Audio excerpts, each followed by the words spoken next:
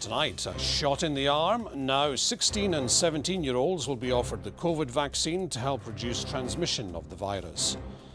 Also tonight, confusion on the dance floor. Will nightclubbers have to wear face masks when venues reopen? TikTok, why a big conversation about these tiny creatures can help experts in the fight against viruses. And plain sailing, it's gold for Scotland's Ailey McIntyre with Team GB 3 decades after her father did the same. For years she saw the gold medal in front of her every time she came out of her bedroom, so that was an extra motivation, I think. Good evening, I'm Norman Macleod and this is the STV News at 6, live from Aberdeen.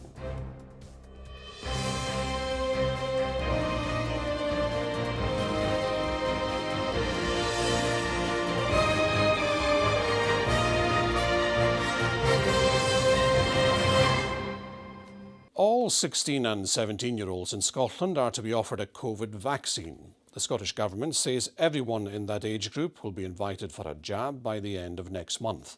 It follows updated advice from the JCVI. It comes as latest figures show the weekly number of COVID deaths in Scotland has dropped for the first time since June. Here's our chief reporter, Sharon Frew. A supermarket car park is the latest site this week to host a drop-in vaccination clinic for adults. This afternoon, experts updated the guidance and confirmed 16 and 17-year-olds will be the next in line to be offered a COVID vaccine. It is now full speed ahead on getting that initial dose into healthy 16 to 17-year-olds with no underlying risk conditions. In Edinburgh, 17-year-old Eve Arnott is keen to get her first jag. Both my parents are double vaccinated, my brother and sister both had the vaccine, my grandparents, and they've all just kind of said they felt a bit nauseous, had a bit of a sore arm. I haven't heard anything that's outwardly concerning or has turned me off at all. Like, the goods always outweigh the negatives with this. Officials say if a 16-year-old is able to understand the risks and the benefits, then they can get a vaccine without parental consent. It makes sense for me. I think on someone so young, we don't really know enough about it, so I would be really wary about him getting the vaccine, and I feel quite strongly about that. I'd rather have it than not have it. Yeah, I would like to get the vaccine just to get back into a normal routine and just be able to hang out with friends and all that. My son's got asthma, but he hasn't got any date, for getting his vaccination, and I'm really quite keen for him to get it. The only COVID jab currently authorised in the UK for under 18-year-olds is the Pfizer vaccine. The US has vaccinated over 3.5 million adolescents now. So what we're seeing from that data is that the vaccinations are proving very effective at preventing spread, and the risk of side effects is extremely low. This latest move has been welcomed by many who are preparing to return to the classroom, but some believe decision makers have been too slow to act. I don't understand why they're delaying the decision further to vaccinate all young people over 12. Because that is what is happening in other parts of the world. Many of these countries are using the same vaccines as us. So again, I do have this frustration of why do we do it bit by bit by bit? Let's just, make the decision and speed it up. The Scottish Government say it's ready to move quickly. We obviously have to look at our supplies because we know that Pfizer is the vaccine that is being recommended by JCVI for 16 to 17-year-olds. But if there's no impediments to that, then we should move on this, as I say, as soon as is practically possible. I know that the UK government have said that they want to do it within weeks. I'd prefer that to be within days. Currently, the only 12 to 15-year-olds who can be vaccinated are those with certain health conditions or those who live with someone who's vulnerable. Experts say they're not ruling out extending the offer to all children over 12, but they want more time to consider the benefits and the risks. Sharon Frew, STV News. Well, some businesses in Scotland have called for clarity around the changes to measures proposed for next week. Guidance is expected in the coming days over the rules in hospitality and nightclubs. The sector has been seeking clarification over drinking at a bar and the wearing of masks on a dance floor, which the industry says would make it impossible for many to reopen. The Scottish Government tonight says it may be sensible for some venues to keep measures like table service in place. Stephen Brown has more. We've been allowed back in bars for some time now, Next week, though, physical distancing will go. Masks will still be worn, but there was doubt over whether drinking while standing at the bar would be allowed. The hospitality sector says it's now been told it will be, but there's disappointment at the confusion. I don't think there was any need for the confusion. I think if conversations had been held with the industry before the announcement, then things could have been far more clear-cut. Some customers are more cautious than others, and we'll reflect that, and it may be that some of the tables will be more distanced than others, but in general, we're looking to get our capacity back up to normal capacity. And I do think that in terms of standing at bars, people will be a little less reticent to come to the bars. Nightclubs are the last to reopen. There was confusion over whether masks would have to be worn on the dance floor, although that's unlikely to happen, with those in the industry having real concerns. My concerns with the mask wearing on the dance floor is not just breathing and hyperventilation, which even I think who say, you know, under exercise don't wear a mask while exercising, what dancing is the security concerns, because you can't see somebody's face, you can't see, you know, if they're intoxicated, taking something else, if they're anxious, you know, or if they are hyperventilating, or if they're getting aggressive. Today, those behind the Transmit Festival said it would go ahead. 50,000 people over 3 days. Outdoor events of up to 5,000 can take place, with more allowed if organisers apply.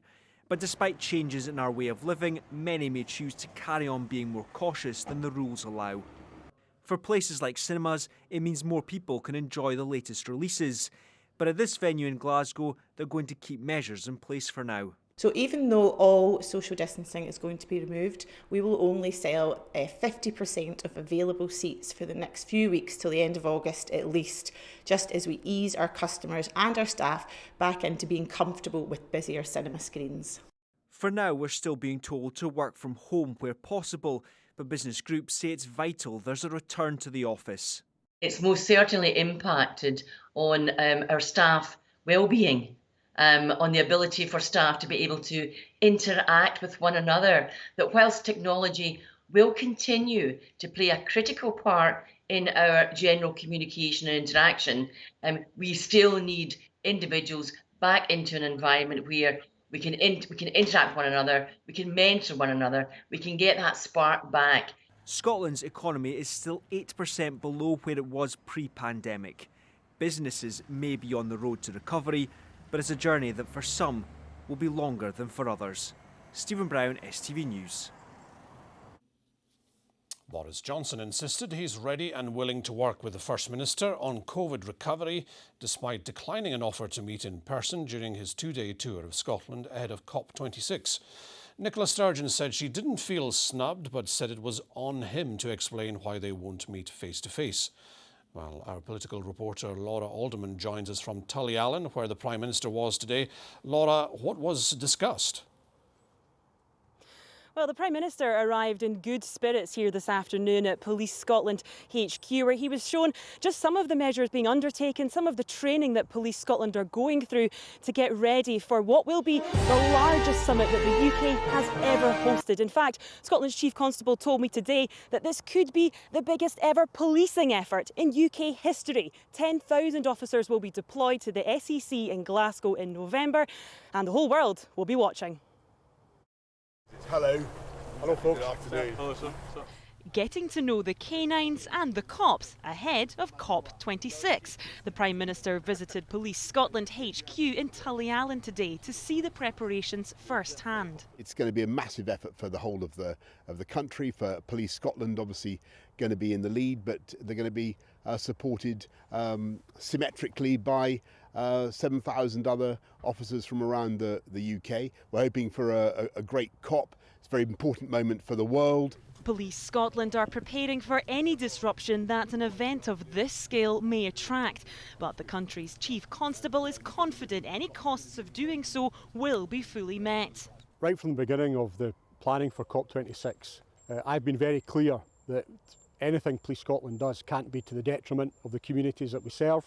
So the United Kingdom Government have always said that they will fully fund the policing costs. We're working very closely with colleagues in both Scottish Government and UK Government to make sure we capture all those costs so that there is no detriment to policing in Scotland. The PM's whole visit has been overshadowed by a rift between him and the First Minister. The pair won't be meeting in person on this trip after he declined an invite to Bute House. Nicola Sturgeon said she didn't feel snubbed, but the decision not to meet face to face was odd. This would have been the first opportunity given COVID for us to sit down, appropriately socially distanced, and have a face-to-face chat, and I think it would have been a good opportunity. I was getting ready to welcome him to Bute House today. You know, there's lots that Boris Johnson and I fundamentally disagree on, but we both lead governments that are trying to get our countries through COVID, and so there's a lot for us to cooperate on. So, you know, missed opportunity, but that's on him. A sentiment the UK Labour leader Sir Keir Starmer agreed with while on his trip to Scotland today. The Prime Minister and the First Minister should meet. We shouldn't have an argument about when they're going to meet or where they're going to meet. We need to work together on this. I'm looking forward to continuing to work with the Scottish Government, and will do so getting ready for COP26. The Prime Minister met Scottish police officers in the Cam of Tullyallen, but the next time he'll come face to face with them will be in the thrust of COP26. Laura Alderman, STV News. A resident with COVID has died at a council-run care home in Lewis. NHS Western Isles and Corlin and Yelanshire have confirmed a resident at Dunberry died on Monday. 24 people, both residents and staff, recently contracted the virus at the home in Stornoway. All 3- and 4-year-olds will now be able to receive more than 1,000 free nursery hours. The Scottish Government's rollout of 1,140 hours is now available in all parts of the country. It was delayed by a year due to the pandemic. Those eligible will also be able to access free childcare allowance. A new team is to start working with the energy sector to develop a skills passport. It's hoped it'll help ease the transition of workers away from traditional oil and gas to renewables. The not-for-profit industry body Opito will develop a full range of qualifications to make it easier for energy workers to move.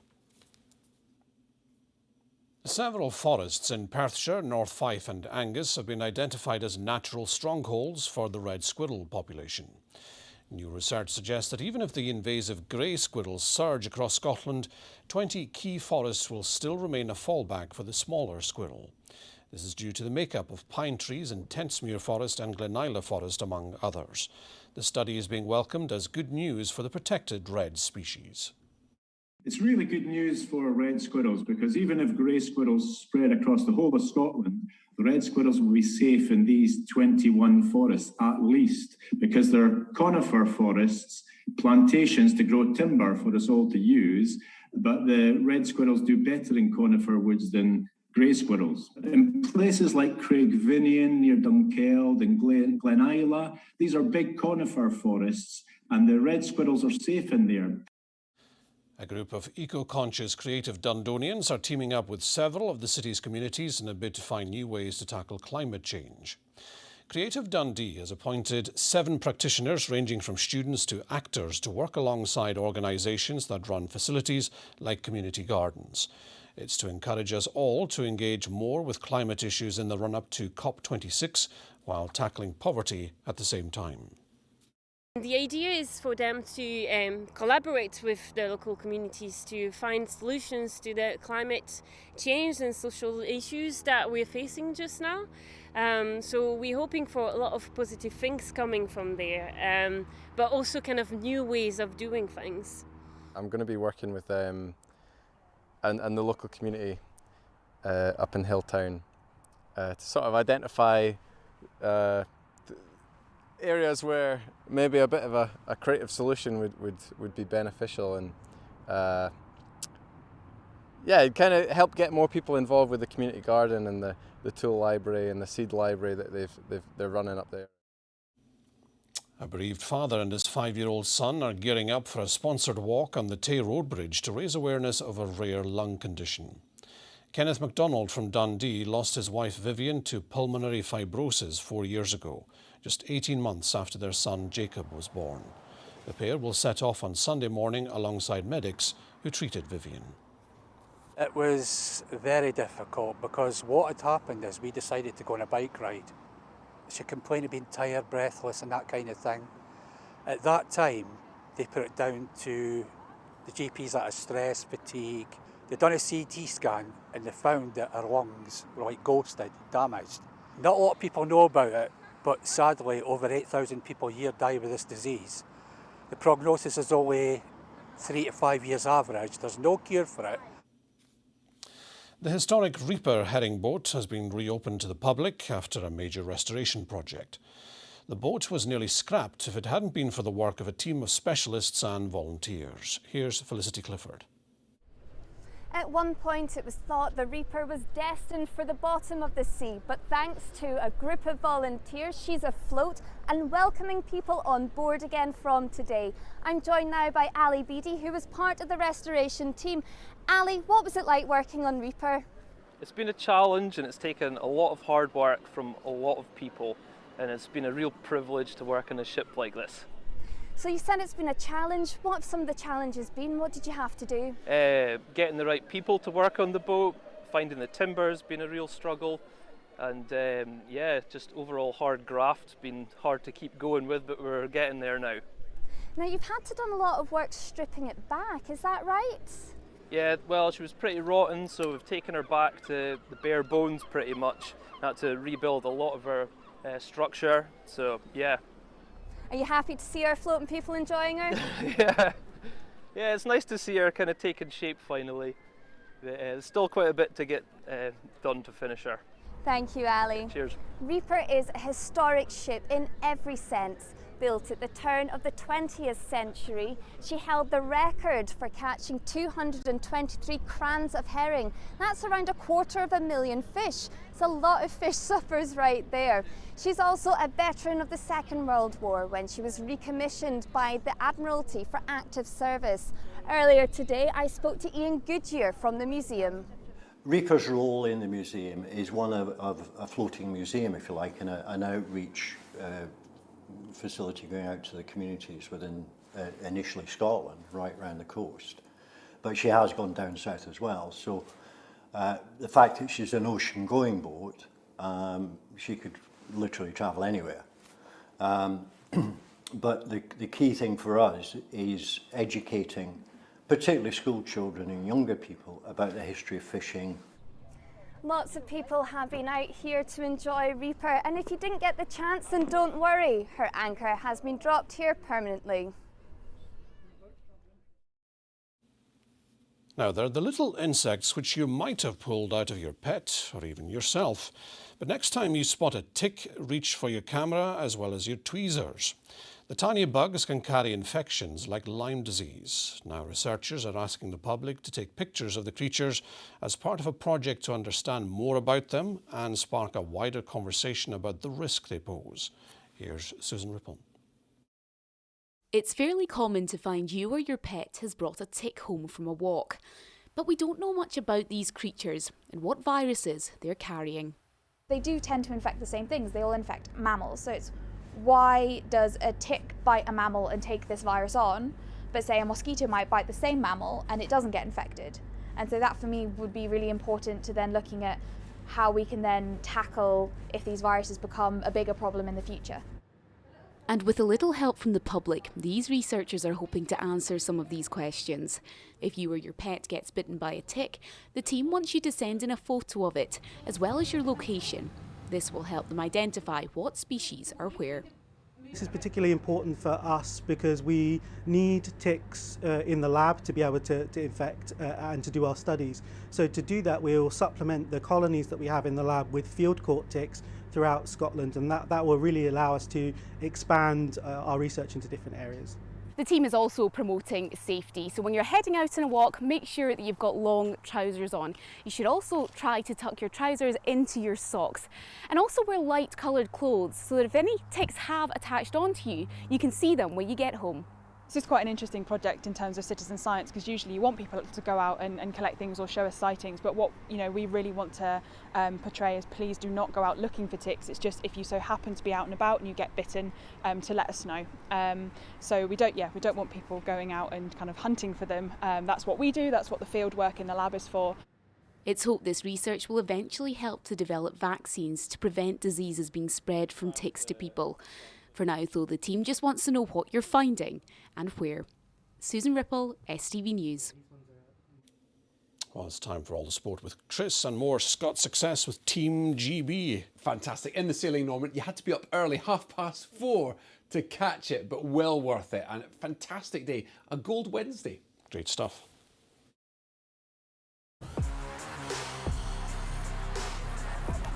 Get your fill of the action. STV Sport, sponsored by Papa John's.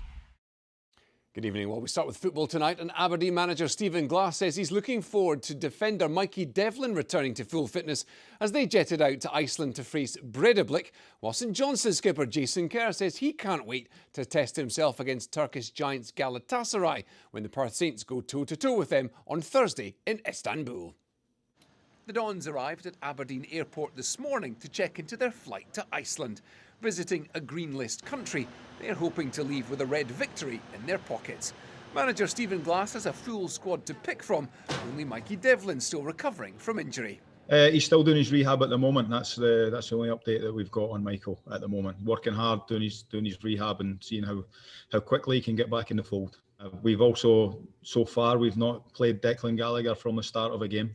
It shows the depth of the squad that we've got. So we're pleased with what we've got. And yeah, we've got what we've got to choose from, which is the focus for this week. Feels like it's coming. Former Aberdeen defender Icelandic international Kari Arnason believes the Dons have an aerial advantage over Breidablik, with Andy Considine an obvious attacking threat at set pieces. Halfway through their season, obviously doing well, scoring plenty of goals, and obviously beating Austria Vienna, which is obviously going to be a huge scalp for them.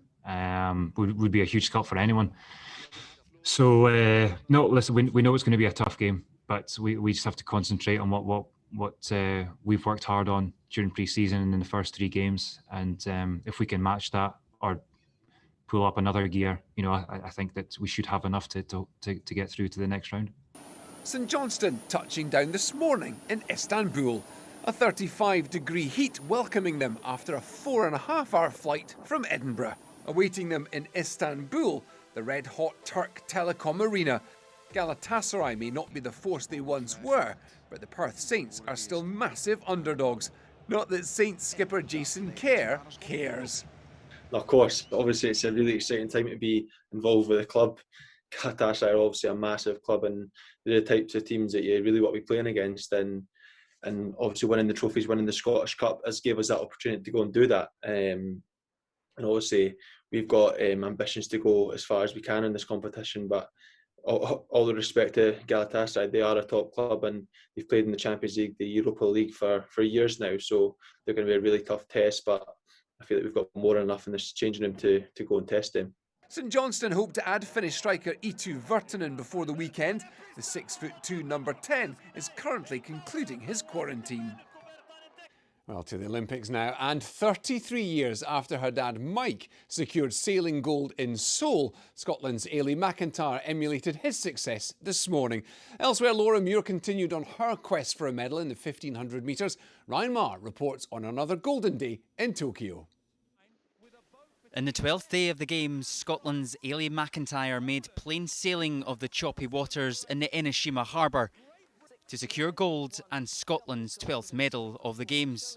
But she's not the first in her family to get hold of an Olympic medal, with Dad Mike watching on this morning, who also won sailing gold in the 1988 Olympics. As she likes to say, we've got a Mike gold medal hanging up on a wall in our house. A lot of people keep them hidden away. We've got ours on a wall in our house. It just happens to be right outside Ailey's bedroom door. So for years, she saw the gold medal in front of her every time she came out of her bedroom. So that was an extra motivation, I think.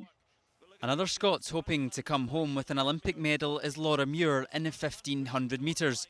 She took to the track this morning, finishing second to qualify for Friday's final. From one track to another, and after securing a silver medal yesterday in the team sprint, Jack Carlin was back in the velodrome today in the individual events. He progressed to tomorrow's quarter-final. And in the show jumping, despite a near-perfect run, People's Scott Brash missed out on a place in the final medal decider. Ryan Marr, STV News. Well, some golf news now. And European Tour winners Stephen Gallagher, Richie Ramsey, Mark Warren and Scott Jamieson are among the 17 Scots trying to win a Tour title on home soil since Paul Lawrie back in 2012. Well, the Hero Open at the Fairmont course in St Andrews is the venue this time, but they're up against a high-quality field packed with top 100 players. Yeah, it's obviously always nice to come to St Andrews. It's a beautiful part of the world. And we've been blessed with good weather. I think the rain might be coming in to spoil the party a bit, but yeah, it's always a nice place to come to. And just first impression of the course is in really good condition. The greens are lovely, so I'm sure guys will be looking for a good week. And we'll bring you the best of that event towards the end of this week. That's all from me. Get your fill of the action. STV Sport, sponsored by Papa John's.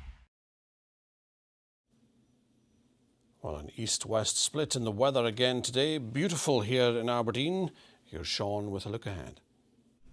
Well, we've seen a bit of a change today, a weather front moving into the west. We've not seen many of those around in the last couple of weeks. Some rain around as well, but if I just step to the other side of the screen, well, you can see there's plenty of rain out in the Atlantic. An area of low pressure heading our way, and that will bring us some heavy and thundery showers, especially by the time we get to Friday and Saturday. Let's have a look at the forecast.